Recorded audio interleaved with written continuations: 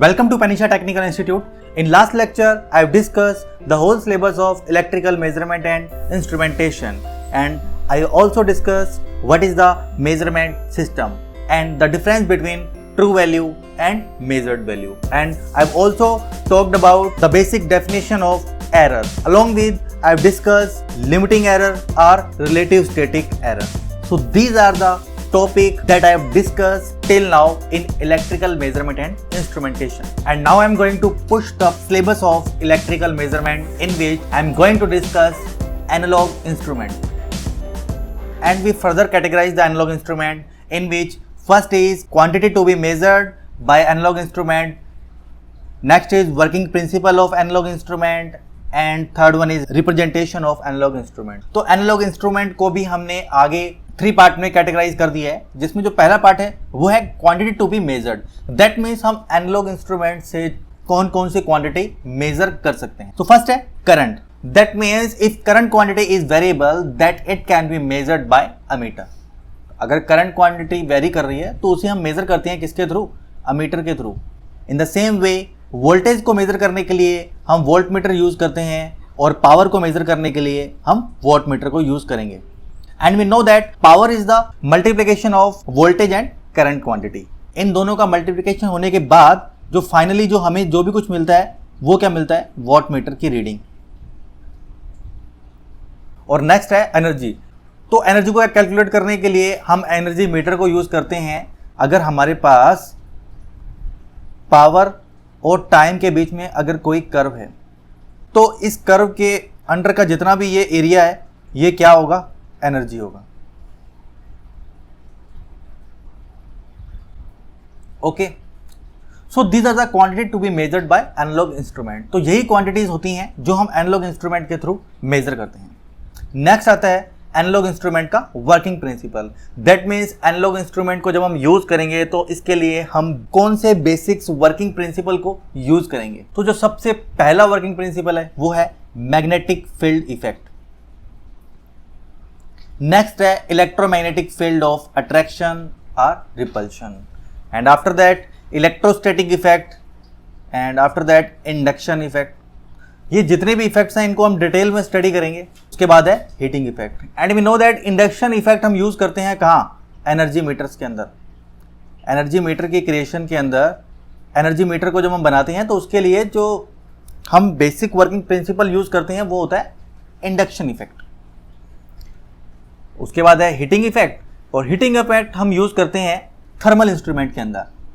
That means जो instrument temperature को calculate करते हैं उन इंस्ट्रूमेंट के अंदर हम हीटिंग इफेक्ट यूज करते हैं.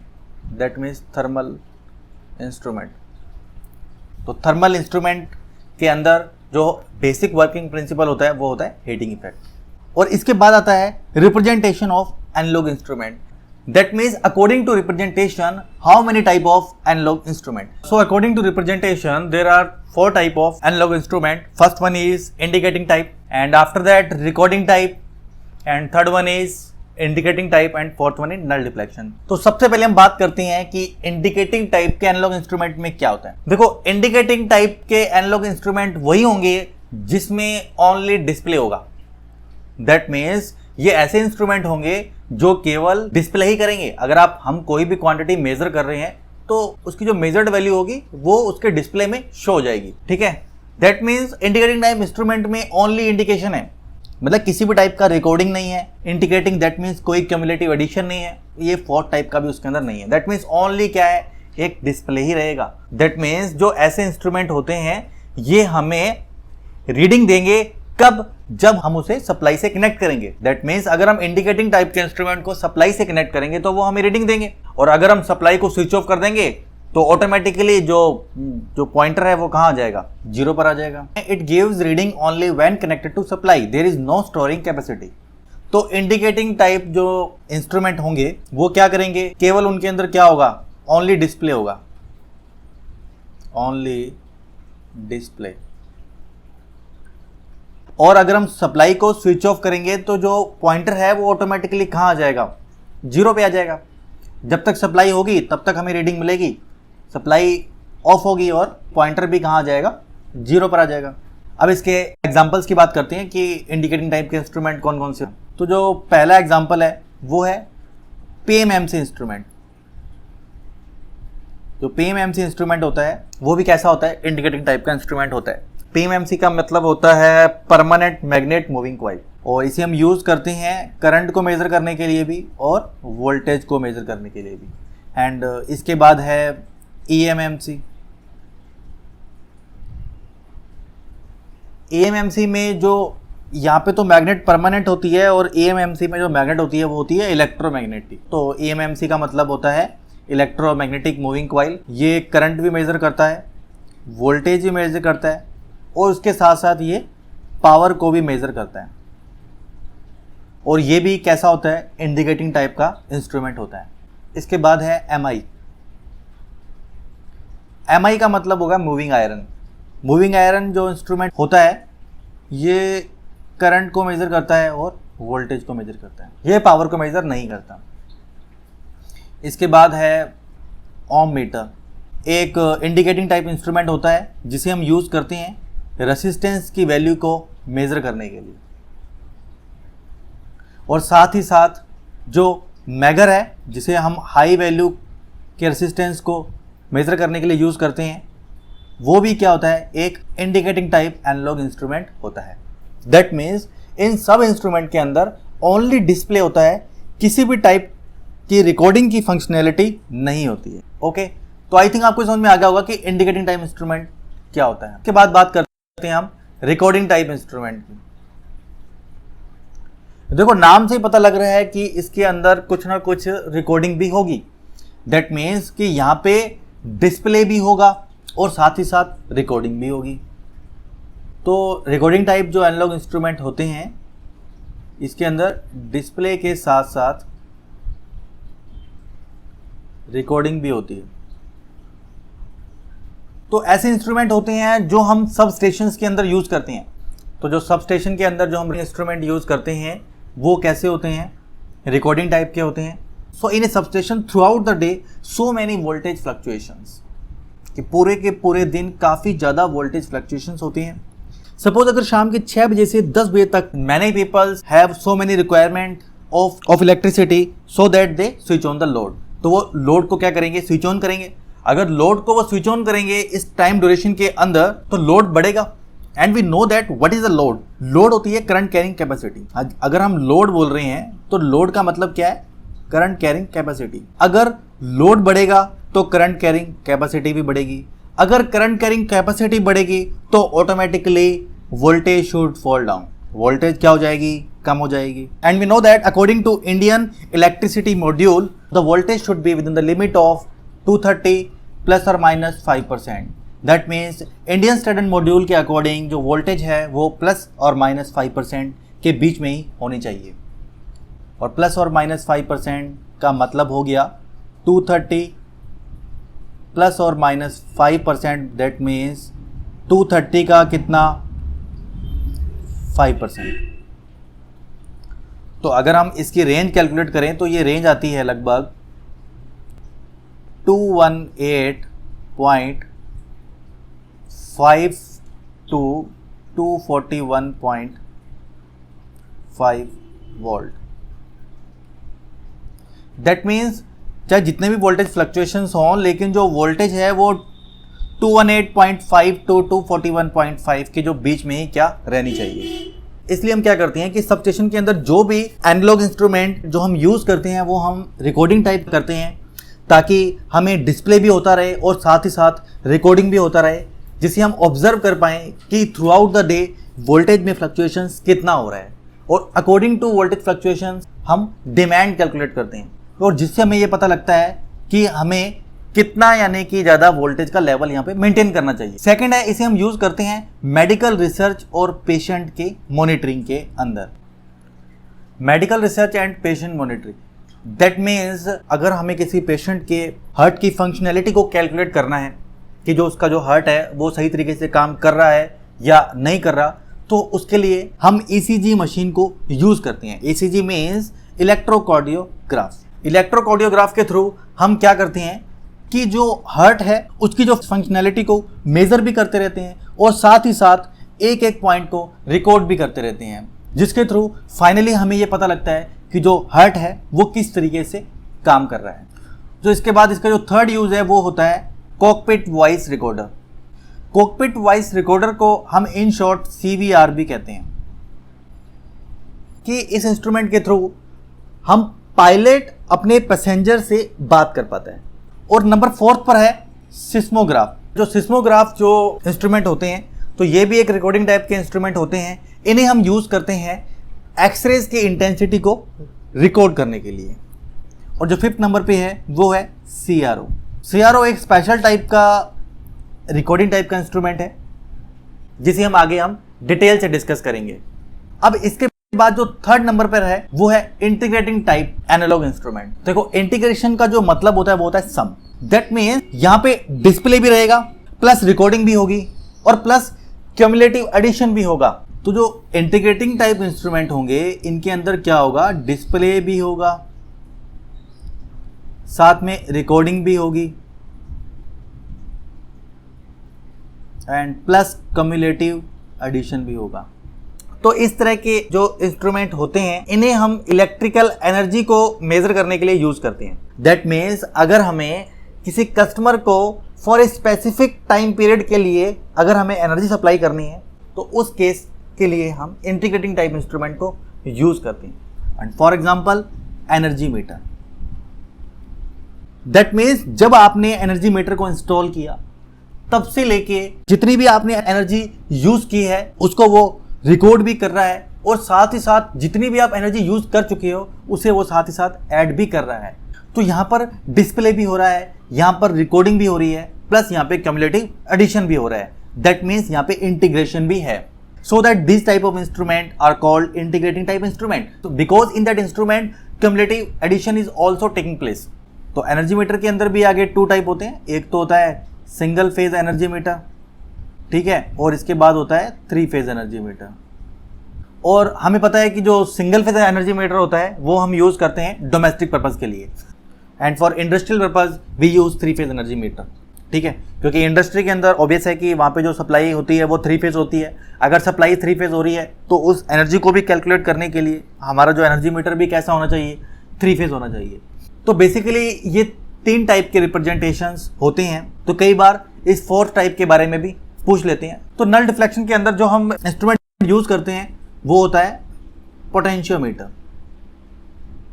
और जो पोटेंशियोमीटर होता है वो एक टाइप का लेंथ कंपैरिजन डिवाइस होता है। तो ये था कंप्लीट एनालॉग इंस्ट्रूमेंट का रिप्रेजेंटेशन, जहां पे हमने बात की कि हम एनालॉग इंस्ट्रूमेंट के थ्रू कौन कौन से क्वांटिटी को मेजर कर सकते हैं, और उन क्वांटिटी को मेजर करने के लिए कौन कौन से बेसिक्स वर्किंग प्रिंसिपल की जो जरूरत होती है, और उसके बाद कितने टाइप के एनालॉग इंस्ट्रूमेंट होते हैं उसकी रिप्रेजेंटेशन के अकॉर्डिंग। जिसमें से जो पहला था वो था इंडिकेटिंग टाइप का, जिसके अंदर ओनली डिस्प्ले ही पॉसिबल है।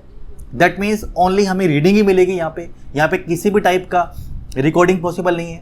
और जो सेकंड वन है रिकॉर्डिंग टाइप एनालॉग इंस्ट्रूमेंट, इसके अंदर डिस्प्ले के साथ साथ रिकॉर्डिंग भी हम कर पाते हैं। और जो थर्ड है इंटीग्रेटिंग टाइप इंस्ट्रूमेंट, इसके अंदर हम display plus recording plus cumulative addition भी यहाँ पे होता है। दैट मीन्स यहाँ पे मेजर्ड वैल्यू डिस्प्ले भी होती है, रिकॉर्ड भी होती है, और साथ ही साथ जितनी भी रिकॉर्डिंग हो रही है वो आपस में जुड़ती भी जाती है। और जो 4th वन है वो है नल डिफ्लेक्शन, जिसके अंदर पोटेंशियोमीटर आता है। तो ये 4 टाइप के रिप्रेजेंटेशन थे एनालॉग इंस्ट्रूमेंट के। So this is the theory part of different type of analog instrument according to representation. And first one is indicating type instrument. These are the instrument which display the reading only at the time of measurement. और ये बात हम कर चुके हैं कि ऐसे instrument measurement के टाइम ओनली रीडिंग को ही डिस्प्ले करते हैं, and it doesn't have any storage facility. इनके अंदर किसी भी टाइप की कोई स्टोरेज फैसिलिटी नहीं होती। And once we switch off the supply the pointer comes to 0 position. And second is recording type instrument. So these instrument which will record the continuous variation of an electrical quantities. तो ये बात हम कर चुके हैं कि recording type instrument के अंदर storage facility available होती है, और इस टाइप के इंस्ट्रूमेंट्स को हम जनरली सबस्टेशन के अंदर यूज करते हैं। और जो थर्ड टाइप है वो है integrating type instrument. These are the instrument which will give the electrical energy supplied to a consumer over a specific period of time.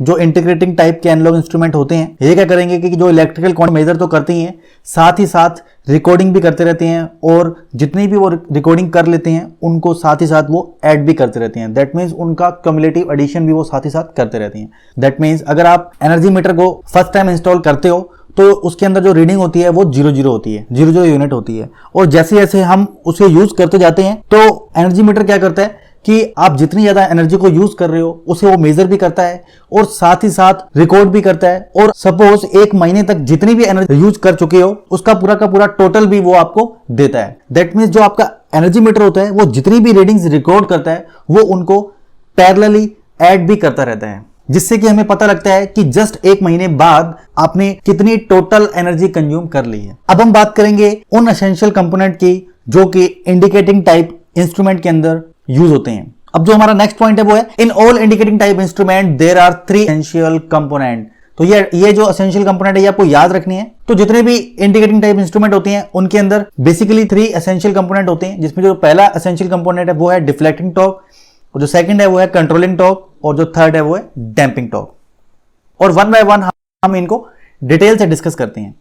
सबसे पहले हम देखेंगे कि what is the deflecting torque, कि डिफ्लेक्टिंग टॉर्क क्या है। तो deflecting torque is required to move the pointer from its initial position. तो इनिशियल पोजीशन से पॉइंटर को मूव करवाने के लिए जो टॉर्क सबसे ज्यादा जरूरी होती है उसे हम डिफ्लेक्टिंग टॉर्क कहते हैं। So deflecting torque, it is required to move the pointer from its initial position. Suppose I want to measure the current flowing through this 10 ohm resistance connected to 100 volt battery. अगर मुझे इस 10 ohm resistance के अंदर current को major करना है तो मैं क्या करूंगा। तो usually we know that current is measured by ammeter device and this ammeter is always connected in series with the load. तो जनरली जो हम करंट को मेजर करते हैं वो अमीटर के थ्रू करते हैं, और जो अमीटर है वो हमेशा लोड के साथ सीरीज में ही कनेक्ट किया जाता है। So can you tell me what is the true value of current. और इससे पिछले लेक्चर में हम बात कर चुके हैं, जो ट्रू वैल्यूज होती हैं वो हम रेटेड वैल्यूज से कैलकुलेट करते हैं। दैट मीन्स ये वही कैलकुलेट कर सकता है जिसे कि उस पर्टिकुलर कॉन्सेप्ट का पता है। जैसे कि अगर मुझे इस 10 ओम रेसिस्टेंस के अंदर करंट को मेजर करना है और मुझे पता है कि जो ये रेसिस्टेंस है इसकी जो वैल्यू है ये 10 ओम है, उसको कनेक्ट किया जा रहा है, ये 100 वोल्ट की बैटरी के साथ कनेक्ट किया जा रहा है, और जो इसके अंदर करंट है और जो रेसिस्टेंस है और जो वोल्टेज है उसके अंदर क्या रिलेशन सेटअप हो रहा है, अगर ये मुझे पता है तो मैं इसमें फ्लो होने वाले करंट की ट्रू वैल्यू को कैलकुलेट कर सकता हूं। तो इसके अंदर जो करंट की ट्रू वैल्यू होगी उसे कैलकुलेट करने के लिए मैं क्या करूंगा, V/R। दैट मीन्स जो वोल्टेज है वो कितनी है, 100 वोल्ट, और जो रेसिस्टेंस है वो है 10 ओम। दैट मीन्स यहाँ पे जो करंट की जो ट्रू वैल्यू होगी वो कितनी होगी, 10 एम्पियर। दैट मीन्स अगर हम 10 ओम के रेसिस्टेंस को 100 वोल्ट की बैटरी के साथ कनेक्ट करेंगे तो 10 एम्पियर का करंट फ्लो होगा। But this is the true value जो हमने रेटेड वैल्यू से कैलकुलेट की है। तो ट्रू वैल्यू वही कैलकुलेट कर सकता है जिसे उस पर्टिकुलर कॉन्सेप्ट के बारे में पता है, उस पर्टिकुलर कॉन्सेप्ट से रिलेटेड फॉर्मूले में पता है, और जो स्टैंडर्ड वैल्यूज के थ्रू उसमें फ्लो होने वाली ट्रू वैल्यूज को कैलकुलेट कर सकता है। लेकिन एक आम इंसान जिसको नहीं पता कि करंट, वोल्टेज और रेजिस्टेंस के बीच में क्या रिलेशन होता है, वो कैसे करंट फाइंड आउट करेगा। तो इसके लिए हम क्या यूज करते हैं, अमीटर यूज करते हैं, जिसे हम लोड के साथ सीरीज में कनेक्ट करते हैं, और अमीटर हमें जो रीडिंग देगा वो उसमें फ्लो होने वाले करंट की रीडिंग होगी। तो अब आपको चाहे उस कॉन्सेप्ट के पीछे जो फॉर्मुलेज हैं उनके बारे में चाहे पता हो चाहे नहीं पता हो, आप बिना किसी नॉलेज के भी मेजरिंग इंस्ट्रूमेंट को यूज करके हम करंट की वैल्यू को फाइंड आउट कर लेते हैं। तो by the help of measuring instrument without any professional knowledge we can easily calculate the value of current। और जो ट्रू वैल्यू होती है वो रेटेड वैल्यूज की हेल्प से हम कैलकुलेट करते हैं, वो हमेशा एक्चुअल वैल्यू होती है। दैट मीन्स उसके अंदर बिल्कुल भी एरर नहीं होती है। So this 10 ampere is flowing continuously through the ammeter. तो जो ये 10 एम्पियर का जो करंट है ये कंटिन्यूसली अमीटर के अंदर फ्लो होता रहेगा। लेकिन अब समझना यह है कि जब इसके अमीटर के अंदर 10 एम्पीयर का करंट फ्लो होता है तो इसके पीछे क्या ऐसा प्रिंसिपल होता है जिसके थ्रू हम यहां पे कुछ ऐसा डिफ्लेक्शन होता है जिससे कि हम क्या करंट की वैल्यू को कैलकुलेट कर लेते हैं। So what is the basic principle of working of all these analog instrument. तो जितने भी एनालॉग इंस्ट्रूमेंट होते हैं उनके वर्किंग का बेसिक प्रिंसिपल क्या होता है। तो जितने भी एनालॉग इंस्ट्रूमेंट होते हैं, चाहे वो करंट को क्वांटिटी को मेजर करें, चाहे वो वोल्टेज क्वांटिटी को मेजर करें, वो क्या करते हैं, वो उन क्वांटिटी को कन्वर्ट कर देते हैं एक मैकेनिकल इफेक्ट में। दैट मीन्स जितने भी एनालॉग इंस्ट्रूमेंट होते हैं वो करंट क्वांटिटी हो या वोल्टेज क्वांटिटी हो, उसे वो कन्वर्ट करते हैं एक तरह के मैकेनिकल इफेक्ट के अंदर। अगर हम एक पीएमएमसी इंस्ट्रूमेंट को कंसीडर करें, पीएमएमसी इंस्ट्रूमेंट की फुल फॉर्म क्या होती है? Permanent magnet moving coil. That means यहां पे हम परमानेंट मैग्नेट यूज करेंगे और ये है उस परमानेंट मैग्नेट का नॉर्थ पोल और ये है उस परमानेंट मैग्नेट का साउथ पोल। और हम जानते हैं कि मैग्नेट में से हमेशा फ्लक्स फ्लो करता रहता है। दैट मीन्स जो मैग्नेट में से लाइंस ऑफ फोर्सेस होती हैं, उनकी जो अमाउंट है उन्हें हम क्या कहते हैं? फ्लक्स कहते हैं। दैट मीन्स यहां पे जो फ्लक्स है वो नॉर्थ पोल से साउथ पोल की तरफ फ्लो करेगा और जो ये फ्लक्स होगा ये एक यूनिफॉर्म फ्लक्स होगा, क्योंकि हम यहां पे जो मैग्नेटिक फील्ड यूज कर रहे हैं वो एक परमानेंट मैग्नेट के थ्रू हम यूज कर रहे हैं। तो परमानेंट मैग्नेट के थ्रू जो फ्लक्स सेटअप होता है वो एक यूनिफॉर्म फ्लक्स होता है। और पीएमएमसी इंस्ट्रूमेंट के अंदर एक तरह का कॉपर कॉइल मैकेनिज्म अवेलेबल होता है। So there is some copper coil mechanism is available in PMMC instrument. तो यही है वो copper coil mechanism. So this copper coil mechanism is used to carry the current. तो अगर हमें करंट को मेजर करना है तो हमें अमीटर को सीरीज में कनेक्ट करना होगा, जिससे कि कंडक्टर में जितने अमाउंट का करंट फ्लो हो रहा है उसी अमाउंट का जो करंट है वो अमीटर के अंदर भी फ्लो होगा। दैट मीन्स अगर कंडक्टर में 10 एम्पीयर का करंट फ्लो हो रहा है तो पीएमएमसी इंस्ट्रूमेंट या अमीटर के अंदर भी 10 एम्पीयर का करंट ही फ्लो होगा। दैट मीन्स वो करंट इस कॉपर कॉइल के अंदर एंटर होगा और यहां से होता हुआ यहां से पास आउट करके आगे कंडक्टर में चला जाएगा। दैट मीन्स जो भी करंट कंडक्टर में फ्लो हो रहा है और उसी अमाउंट का करंट इस कॉपर कॉइल में से भी पास आउट होगा। So according to Faraday law of electromagnetic induction, when a current carrying conductor placed in a permanent magnetic field, definitely it experience some force. तो Faraday law of electromagnetic induction के according अगर हम किसी current carrying conductor को किसी permanent magnetic field के अंदर रखते हैं तो वो करंट कैरिंग कंडक्टर एक फोर्स को एक्सपीरियंस करता है। And whenever this coil experience some force, then it will try to deflect. तो अगर ये कॉपर कॉइल किसी फोर्स को एक्सपीरियंस करेगी जिससे ये होगा कि इस कॉपर कॉइल के साथ ये पूरा का पूरा जो शाफ्ट मैकेनिज्म जो इसके साथ जुड़ा हुआ है ये भी साथ में ही डिफ्लेक्ट होगा। So this total shaft mechanism is deflect. तो अल्टीमेटली हम कर क्या रहे हैं? हम क्या कर रहे हैं कि हम इलेक्ट्रिकल एनर्जी को कन्वर्ट कर रहे हैं मैकेनिकल एनर्जी के अंदर। तो ultimately what we are doing, we are just converting the electrical energy into mechanical energy. That means जो भी इलेक्ट्रिकल क्वांटिटीज है उसको हम कन्वर्ट कर रहे हैं एक तरह की मूवमेंट के अंदर, या आप कह सकते हो एक तरह की मैकेनिकल एनर्जी के अंदर। तो एक तरह का इलेक्ट्रो मैकेनिकल एनर्जी कन्वर्जन यहां हो रहा है। तो ये जो टोटल जो शाफ्ट मैकेनिज्म है ये डिफ्लेक्ट करने की कोशिश करेगा और इसी फोर्स को हम डिफ्लेक्टिंग टॉर्क कहते हैं। तो जिससे ये क्या करेगा, ये जो टोटल शाफ्ट मैकेनिज्म ये घूमने की कोशिश करेगा। डिफ्लेक्टिंग टॉर्क क्या करता है कि पॉइंटर को उसकी स्टार्टिंग पोजीशन से मूव करने में उसकी हेल्प करता है। So deflecting torque is required to move the pointer from its starting position. तो जो deflecting torque क्या कर रहा है कि इस पॉइंटर को उसकी स्टार्टिंग पोजीशन से मूव करवाने के लिए क्या जरूरी है, क्योंकि जैसे उसके अंदर करंट फ्लो होगा तो वो टोटल शाफ्ट मैकेनिज्म रोटेट करने की कोशिश करेगा और उसी रोटेशन के फोर्स को ही हम क्या कहते हैं? Deflecting torque. तो डिफ्लेक्टिंग टॉर्क क्या करता है? पॉइंटर को डिफ्लेक्ट करता है उसकी स्टार्टिंग पोजीशन से। लेकिन बात यहां पे ये समझने की है कि अगर हम अमीटर को कनेक्ट करते हैं सीरीज में तो वो कंटिन्यूसली ये 10 एम्पीयर का करंट उसके अंदर फ्लो होता रहेगा, कि जिससे होगा क्या कि जो डिफ्लेक्टिंग टॉर्क है वो भी कंटिन्यूसली एक्सर्ट होती रहेगी। तो अगर सिस्टम के ऊपर कंटिन्यू डिफ्लेक्टिंग टॉर्क एक्ट होगी जिससे होगा ये कि जो पॉइंटर है वो हमेशा ट्राई करता रहेगा फुल स्केल डिफ्लेक्शन की पोजीशन की तरफ जाने के लिए। तो आप रीडिंग को कैलकुलेट कैसे करोगे? So this is the undesirable condition, क्योंकि हम ये नहीं चाहते कि पॉइंटर हमेशा फुल स्केल डिफ्लेक्शन पर रहे। We want to stop the pointer exactly at 10 ampere reading. हम ये चाहते हैं कि पॉइंटर एग्जैक्टली जितना करंट उसमें फ्लो हो रहा है वो उतने ही रीडिंग पर जाकर रुके, ना कि हमेशा वो फुल स्केल डिफ्लेक्शन शो करे। तो इस प्रॉब्लम को ओवरकम करने के लिए हम एक दूसरे टाइप की टॉर्क अप्लाई करते हैं जिसे हम कंट्रोलिंग टॉर्क कहते हैं, और ये टॉर्क हम डिफ्लेक्टिंग टॉर्क के जस्ट अपोजिट डायरेक्शन में अप्लाई करते हैं। दैट मीन्स अगर डिफ्लेक्टिंग टॉर्क इस तरफ है तो कंट्रोलिंग टॉर्क को हम इस तरफ अप्लाई करेंगे। So this is the controlling torque. That means ये कंट्रोल कर रहा है पॉइंटर को हमेशा फुल स्केल डिफ्लेक्शन पर जाने से, क्योंकि हम ये चाहते हैं पॉइंटर एग्जैक्टली उसी रीडिंग पर रहे जितना कि करंट उसमें फ्लो कर रहा है। तो जो सेकंड एसेंशियल कंपोनेंट था इंडिकेटिंग टाइप एनालॉग इंस्ट्रूमेंट के अंदर, वो था कंट्रोलिंग टॉर्क। तो बेसिकली कंट्रोलिंग टॉर्क के दो पर्पज होते हैं, जिसमें से जो इसका फर्स्ट पर्पज है वो ये है कि कंट्रोलिंग टॉर्क वाला कॉन्सेप्ट तभी अप्लाई होगा अगर आउटपुट प्रोपोर्शनल है इनपुट के। तो कंट्रोलिंग टॉर्क के लिए जो सबसे पहला पर्पज उसका यही है कि जो आउटपुट है वो डायरेक्टली प्रोपोर्शनल होना चाहिए इनपुट के। फॉर एग्जांपल, अगर हम वोल्टेज 100 वोल्ट रखते हैं तो करंट की जो ट्रू वैल्यू कितनी आई थी, 10 ampere. In the same way अगर हम वोल्टेज को 150 कर देंगे तो करंट कितना आएगा, 15 एम्पियर। और अगर हम वोल्टेज को 180 कर देंगे तो करंट की ट्रू वैल्यू कितनी आ जाएगी, 18 एम्पियर।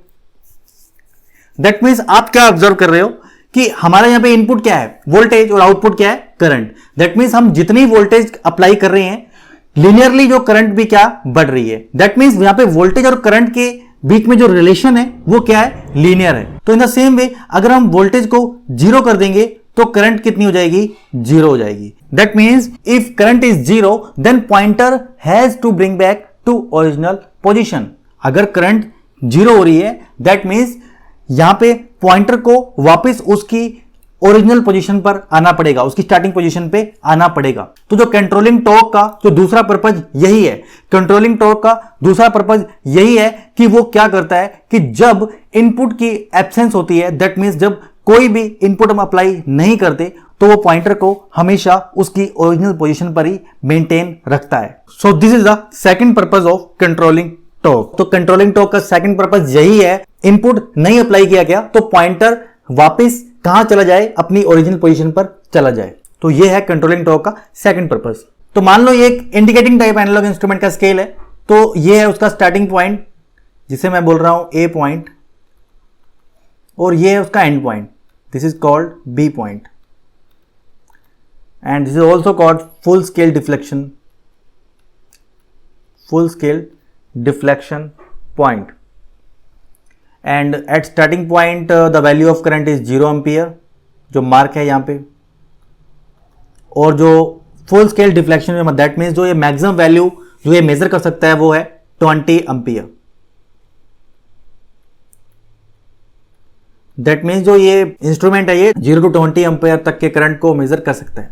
और यहां पे जो हमारा करंट की वैल्यू आई थी वो कितनी आई थी, 10 एम्पियर। दैट मीन्स 10 एम्पियर बिल्कुल कहां होगा, मिडल में होगा, और जो यहां पे रीडिंग शो हो रही है वो कितनी है, 10 एम्पियर।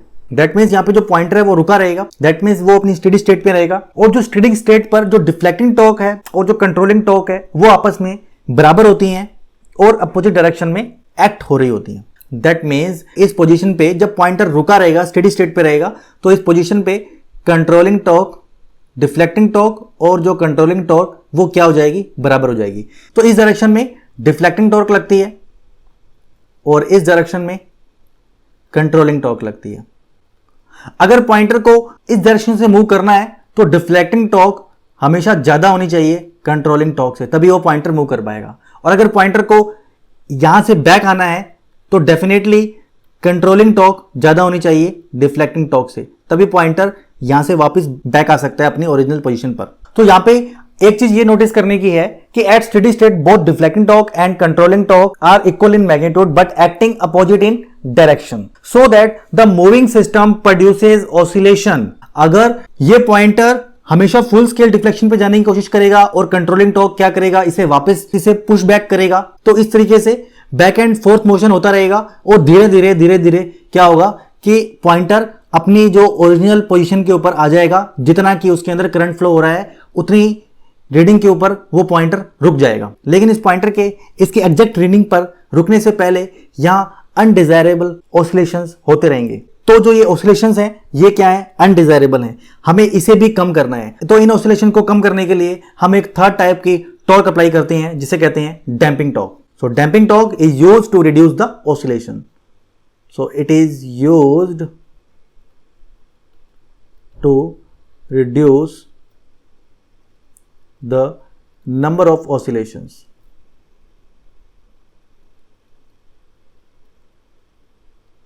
अगर हम डैम्पिंग टॉर्क अप्लाई नहीं करेंगे कोई ज्यादा फर्क नहीं पड़ेगा, लेकिन होगा क्या कि पॉइंटर क्या करेगा, लगातार ऑसिलेशंस करता रहेगा, जिससे हमें रीडिंग लेने में काफी ज्यादा टाइम लगेगा। So that to reduce such type of oscillations we apply an extra force which is called damping torque. तो डैम्पिंग टॉर्क हम अप्लाई करते हैं इन ऑसिलेशंस को कम करने के लिए। तो ये थे इंडिकेटिंग टाइप इंस्ट्रूमेंट के 3 एसेंशियल कंपोनेंट, जिसमें जो पहला कंपोनेंट था वो था डिफ्लेक्टिंग टॉर्क, जो सेकंड है वो है कंट्रोलिंग टॉर्क, और जो थर्ड है वो है डैम्पिंग टॉर्क। अब हम बात करते हैं एक आईएएस के क्वेश्चन की, जो कि 2012 में पूछा गया था, जिसमें पूछा गया था कि which one of the following is not an essential component in indicating type instrument, कि इंडिकेटिंग टाइप इंस्ट्रूमेंट का कौन सा एसेंशियल कंपोनेंट नहीं है। फर्स्ट है डिफ्लेक्टिंग टॉर्क, सेकंड है कंट्रोलिंग टॉर्क, थर्ड है ब्रेकिंग टॉर्क एंड डी है डैम्पिंग टॉर्क। और हमने पढ़ा है कि इंडिकेटिंग टाइप के एसेंशियल कंपोनेंट 3 होते हैं, डिफ्लेक्टिंग टॉर्क, कंट्रोलिंग टॉर्क और डैम्पिंग टॉर्क। तो जो थर्ड ऑप्शन है यहां सही हो जाएगा, क्योंकि braking torque indicating type instrument का एसेंशियल कंपोनेंट नहीं है। एक्चुअली में ब्रेकिंग टॉर्क मैकेनिज्म और ड्राइविंग टॉर्क मैकेनिज्म को हम इंडिकेटिंग टाइप इंस्ट्रूमेंट के अंदर यूज करते हैं। तो यहां पे आप एक चीज नोट कर लेना, actually braking torque and driving torque mechanism is used in integrating type instrument।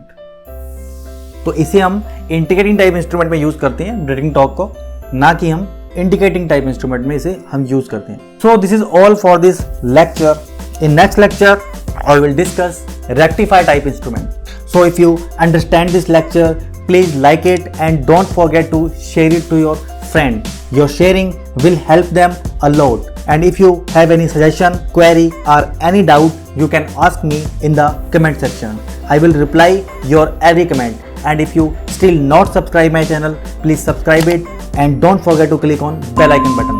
And also click on send me all notification for this channel. So finally, thank you for watching.